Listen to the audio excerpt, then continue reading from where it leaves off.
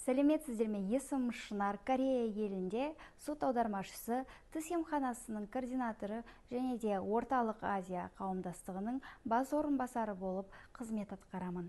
Қазіргі таңда Корея елінде 40 мыңнан астам отандастарымыз бар. Қаншама мемлекетте қазақтар болса да, Кореядағы қазақтар сияқты ұйымшылдық жоқ деп ойлаймыз. Әрбір қазағымыздың ұялы телефонындағы WhatsApp желісінде 5-6 чаттан бар. Өз ортамызда отандастарымызды ортақ чатқа қосып, жұмыс, үй мәселесін ертерек табуға көмектесе отырып, тек қара жұмыс қана жасап қоймай, өзінің ұнатқан саласында кәсібін ашуға барынша көмегімізді тигізіп жатырмыз. Кореяда еліміздің мейрамдарын жоғарғы деңгейде атап өтеміз десек те болады. Айта кетсек, Армандасай ортасының ұйымдастыруымен Наурыз мейрамын таза ауада, табиғат аясында тойладық. Жиі-жиі кездесіп, нетворкинг кештерде болып тұрады.